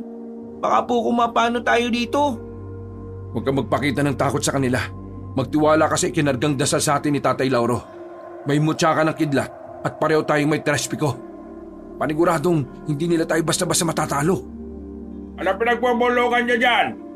Tingnan na lang natin ang angas nyo kapag pinagpiestahan namin kayo! Iniisip mo ba na matatakot kami sa'yo? Nagkakamali kayo! Buo ang aming loob na pumunta rito! Tingnan na lang natin kung gaano kabuo yan kapag dinurog na kayo ng mga kasamahan ko! Ikinumpas ni Mang Diosdado ang kanyang kamay. Ilang sandali pa, umusad ang mga aswang patungo kina Mang Dindo at Nonoy. Kung matatalo niyo ako, magagawa niyong bawiin ang inyong bukid. Ngunit kung kayo matatalo, sinisiguro kong kalansay na lang kayo pagdating ng bukas! Natiti ako matatalo ka namin! Kailanman, hindi mananaig ang kasamaan sa kabutihan! Isa kang sakim! Ano ba nintay niyo? Atakinan ninyo ang magabag yan! Siguraduhin ninyong mamamatay sila! Napaangil ang mga aswang. Mabilis na humakbang ang mga ito at lumusob kina Mang Dindo at Nonoy. Ang mga aswang na masusugatan ko ay sugatan mo rin para agad silang mamatay. Opo, Tay. Ako pong baala. Muling nilabanan ng magama ang grupo ng mga aswang nakakampi ni Mang Diosdado. Habang nilalabanan nila mga ito, nakita nilang umalis ang lalaki at pumasok sa kanyang bahay. Hindi nila alam kung ano ang pakay nito. Kaya minabuti nilang ituon na muna ang kanilang pansin sa pakikipaglaban sa mga aswang. Nung 3 sugatang aswang na lang ang natitira, Nonoy, kaya mo na ba ang 3 yan? Sugatan na sila at hindi na gaano makalaban. Bakit po, Tay? Susundan ko si Diosdado sa loob ng bahay niya. Aalamin ko kung anong binabalak niya. Sige po, tutuluyan ko ng mga to. Mag-ingat po kayo, Tay! napatungo si Mang Dindo kay Nonoy. Agad namang umalis ang lalaki, kaya naiwan ang bata habang kaharap ang 3 aswang na nanghihina. Bata lang ang kalaban nyo. Huwag niyong sabihin na naduduwag pa kayo. Ali kayo, sugurin niyo ako! Napaangil ang 3 aswang. Nanginig sila dulot ng panggigigil. Ngunit nang sumugod sa kanya ng sabay-sabay ang mga ito, mabilis siyang lumipat ng pwesto. Nilingon siya ng isang aswang at agad na inatake. Napangisi naman ang bata at ginamit niya ang kanyang liksi. Nilapitan niya ang naturang nilalang at tinaga sa tiyan. Pagkayuko nito, walang pagdadalawang isip niyang tinaga ito sa batok. Mamamatay kayo lahat! Magbabayad kayo sa inyong Natigilan si Nonoy na makarinig siya ng ingay sa loob ng bahay. Nabahala siya para sa kaligtasan ng kanyang ama. Naisa na niyang sundan ito at alamin kung ano ang nangyayari, ngunit sa hindi niya inaasahan, nagawa siyang mahawakan ng 2 aswang sa magkabilang braso. Pakawalan niyo ako, mga duwag! Pasalamat kayo at mas malaki kayo sa akin! Kung hindi... Humugot ng kanyang lakas si Nonoy at ibinalibag niya ang 2 aswang. Pagkatilapon ng 2, agad niyang dinampot ang kanyang itak sa kanilapitan ng mga yun. Sinabi ko naman pakawalan niyo ako, di ba? Walang pagdadalawang isip niyang tinaga ang mga ito sa muka. Alam niyang hindi na mabubuhay ang 2 kaya nang magawa niya yon, nagpasya siyang pasukin ang bahay ni Mang Diosdado. Nagtatatakbo na sana siya papunta roon nang muli siyang makarinig ng mga kalabog. Sunod-sunod yon, hanggang sa napasigaw na lang si Nonoy nang makita niyang lumusot sa bubong ang kanyang ama at bumagsak sa lupa. Patakbo siyang lumapit sa kinabagsakan nito at nanlumo siya sa sitwasyon ng kanyang ama. Tatay Dindo, ulang iyang aswang talaga yan! Anak, patawad at ito nangyari sa akin. Mas malaga ang buhay mo, anak. Iligtas mo na lang ang sarili mo at pabayaan na lang itong lupain natin na makamkam ni Diosdado. Hindi po! Dugot pawis ang ibinuwis ng mga ninuno natin para sa lupang ito at hindi ko dapat ito isuko sa isang dayo lang at gamang aswang. Pero baka kung mapano ka. Ililigtas ko kayo, Tay. Dadalhin muna kita pa uwi. Nagpatuloy sa pag-ubo si Mang Dindo hanggang sa tuluyan na siyang napaduwal ng dugo. Nataranta na rin si Nonoy dahil sa naging kalagayan ng kanyang ama. Kahit pa na maliit siya kumpara kay Mang Dindo, sinubukan niyang alalayan ito. Subalit bago pa man niya nagawa ito, nakarinig siya ng kalabog sa bubungan. Saan kayo pupunta? Inakala ba ninyo na makakatakas kayo sa akin? Demonyo ka! Ang mga kagaya mo hindi dapat na nabubuhay! Anong ginawa mo sa tatay ko? Dapat lang sa kanya yan. Pasalamat ka pa nga, tumihinga pa siya ng ibinalibag ko eh. Ako pa talaga ang kailangan magpasalamat. Kung hindi mo sana ninako ang kalabaw namin at tinangkin ang bukirin namin, hindi aabot sa ganito ang lahat. Malas lang ninyo at nagbalak pa kayong gumante. Kung pinabayaan na lang sana ninyo ang aking nais, di sana tahimik ang buhay ninyo. Napakademonyo mo! Pabayaan mo kami makalis dito, aswang! Hayaan, pagkatapos ipagkakalat nyo na aswang ako? Hindi na kailangan yan! Alam na ng mga tao ang tunay mong katauhan! Kung ganon, wala na tayong dapat na pag-usapan.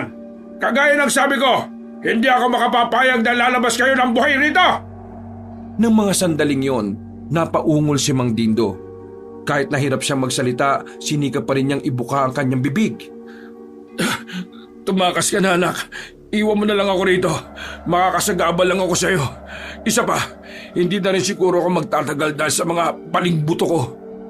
Hindi na rin siguro ako magtatagal dahil sa mga nabaling buto ko. Hindi, Tay! Hindi kita iiwan dito! Iuwi kita at hingi ako ng tulong kay Lolo Lauro!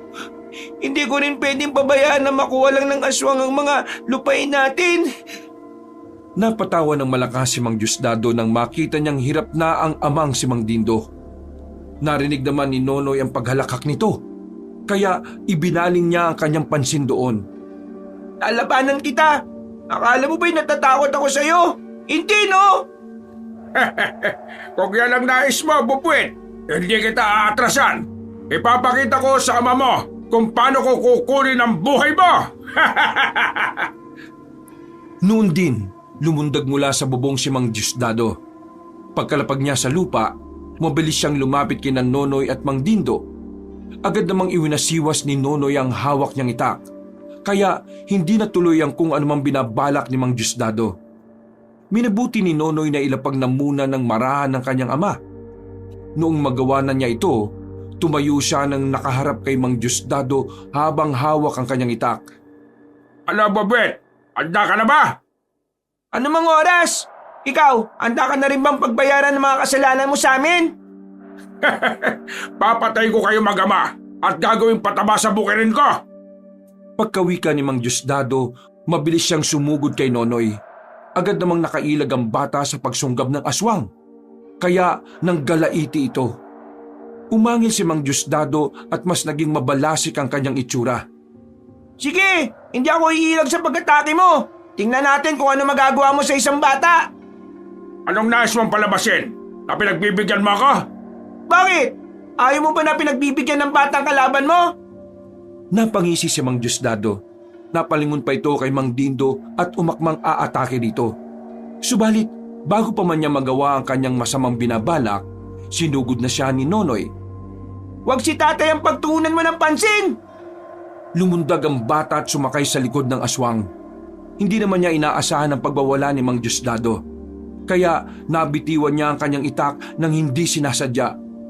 Napahalakak na lang ang aswang nung mapansin niyang hindi na gaanong nakakakapit si Nonoy sa kanyang likuran. Wala ka lang magagawa. Dudurugin ko rin ang iyong mga buto. Yan ay kung magagawa mo.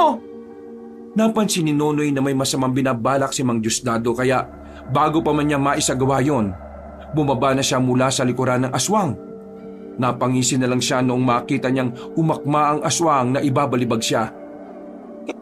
Hindi mo magagawa yan! Nandito ako! Pinaglalaroan mo ba ako? Palibhasa isa kang bata. Ngayon, hindi ko nahahayaan pang makaligtas ka sa aking pag-atake. Kinutuban ng hindi maganda si Nonoy, kaya nagmamadali niyang dinampot ang kanyang itak na nabitiwan niya. Nung makita ng aswang na hawak na ni Nonoy ang kanyang itak, mabilis itong lumapit sa kinaroroonan ni Mang Dindo. Ayop ka, Diosdado. Hindi magtatagal at mamamatay ka rin. Papatayin ka ni Nonoy. Papastangin ka ng isang bata. Ganyan lang ang sitwasyon mo. Dada ka pa rin ng dada. Anong gusto mo? Butulang kita ng dila? Kahit na anong gawin mo, wala akong pakialam. Nakikita ko na ang kamatayan mo, Diosdado, sa kamay ng aking anak.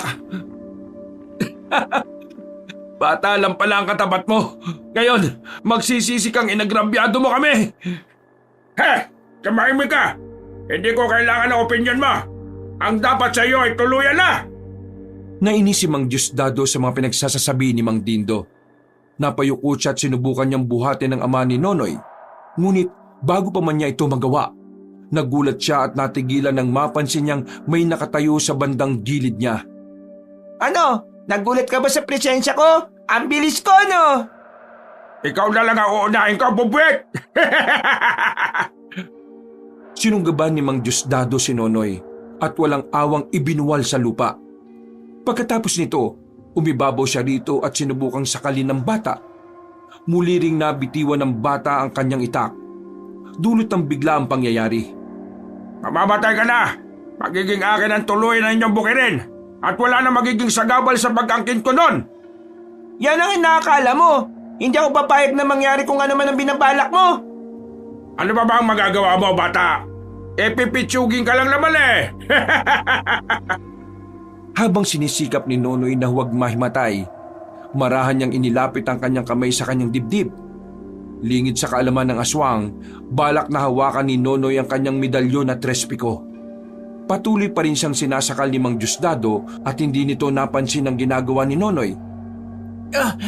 Ito nararapat sa mga kagaya mo. Tingnan natin kung hindi ka masusunog.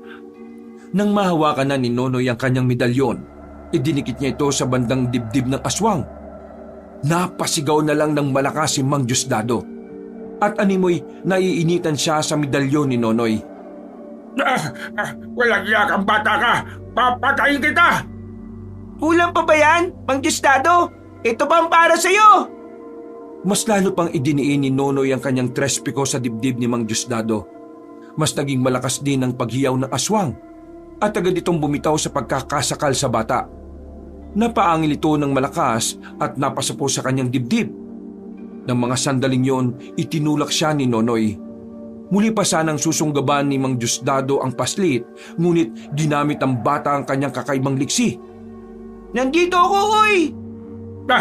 Bakit ka bilang? Kagaya ka rin ba ng ama mo? Dawag! Babagal ka lang kumilos, kaya iniisip mong umiilag ako. Sige, kung leksi ang gusto mong laban, hindi kita uurungan! Mabilis nang matake si Mang Diosdado kay Nonoy. Hindi naman umilag ang bata at minabuti niyang makipagsabayan sa aswang. Nagpambuno silang dalawa. At kahit na mas malaki at malakas si Mang Diosdado, hindi natinag sa kanya ang bata. Oh, bakit parang nangihina ka na? Akala ko ba yung malakas sa mga kagaya nyo? Katulad ka talaga ng ama mo. Puro ka daldal. Pagkasabi ni Mang Diosdado noon, agad niyang sinakal si Nonoy. Iniangat niya ito sa lupa at buong lakas na ibinalibag. Napasigaw naman si Nonoy at sinikap na patayo itong lumapag sa lupa. Saktong pagkatilapon niya, nakita niya roon ang kanyang itak. Dadamputin na sana niya ito nang sugurin siya ni Mang Diosdado. Nawari niya kung ano ang gustong gawin ng aswang kaya gumulong ang bata.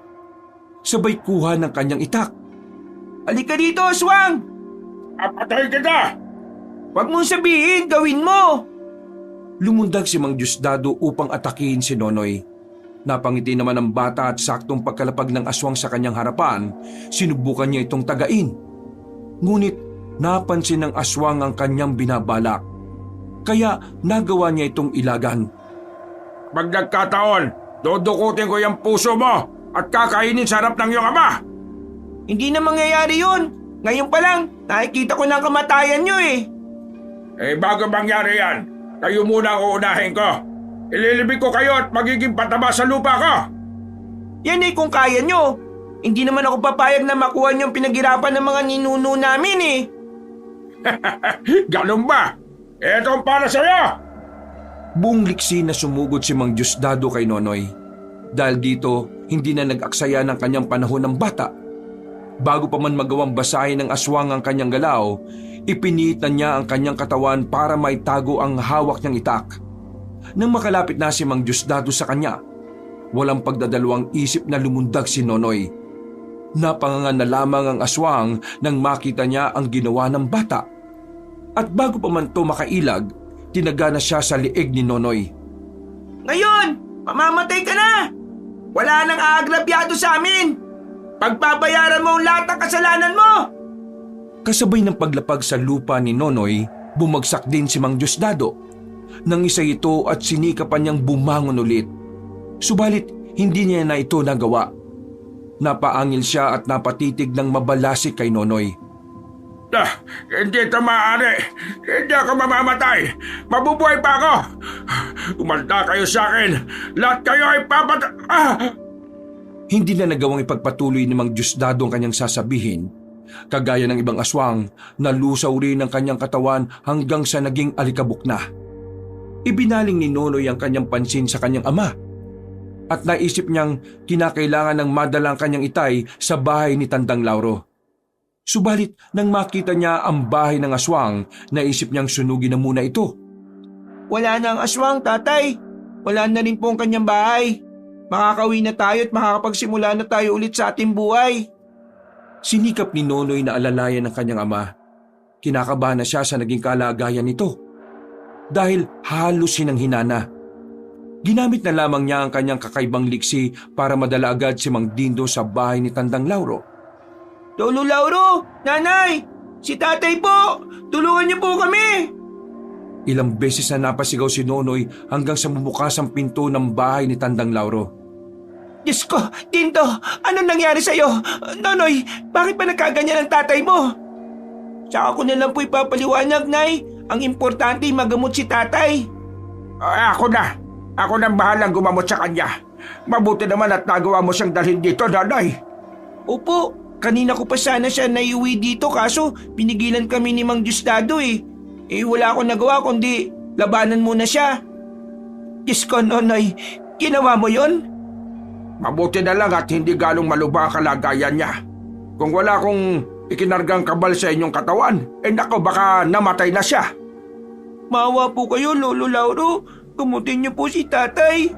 Ay sige, sandali lang at kukuha lang ako ng mga halamang gamot. Gagaling kaagad si Dindo, magtiwala lang kayo.